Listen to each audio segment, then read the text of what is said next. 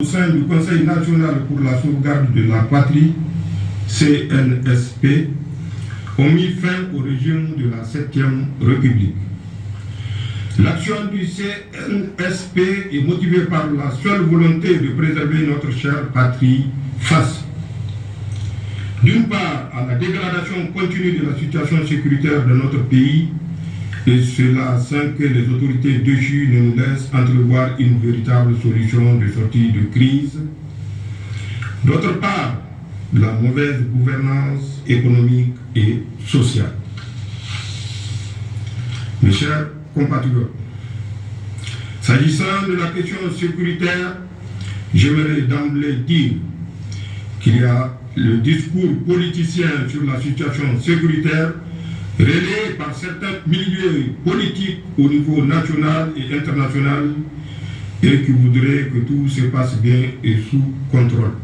Il y a cependant la dure réalité de l'insécurité au Niger, telle qu'elle est vécue par nos forces de défense et nos laborieuses populations, avec son lot de morts, de déplacés, d'humiliation et de frustration. Les attaques meurtrières et traumatisantes de Bosso, Inates, Chineboder, Anzoulou, Bakorat et d'autres encore nous rappellent à suffisance dans notre chair et dans notre âme cette réalité au quotidien. Aussi, nous devons en toute humilité et en toute sincérité de poser des questions de savoir si la prise en charge actuelle de la question sécuritaire au Niger a permis de garantir notre sécurité, celle de nos familles, de nos villages et de notre pays. Et si nous pouvons continuer ainsi, avec la même approche, les mêmes acteurs et les mêmes résultats. Il appartient à nous tous, chaque Nigérienne et chaque Nigérien, de répondre en ayant à l'esprit sa propre survie et les seuls intérêts du Niger. Pour le Conseil national pour la sauvegarde de la patrie, nous répondons avec force par la négative.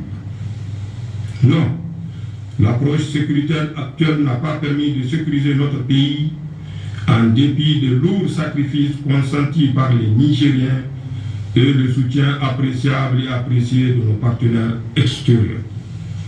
Non, les résultats ne sont pas à la hauteur des attentes des Nigériens. Non, nous ne pouvons plus continuer avec les mêmes approches jusqu'ici proposées au risque d'assister à la disparition progressive et inéluctable de notre pays. C'est pourquoi nous avons décidé d'intervenir et de prendre nos responsabilités, non sans avoir à plusieurs reprises tenté, tout en restant dans notre rôle de chef militaire, d'attirer l'attention des plus hautes autorités déchues sur l'incohérence et l'inefficacité de leur gestion politique des questions sécuritaires dans notre pays. Mes chers compatriotes, parlant d'incohérence et d'inefficacité, il faut véritablement s'interroger avec nous sur le sens et la portée d'une politique sécuritaire qui consiste à procéder à la libération extrajudiciaire de plusieurs chefs terroristes sans garantie aucune dans le contexte qui est le nôtre.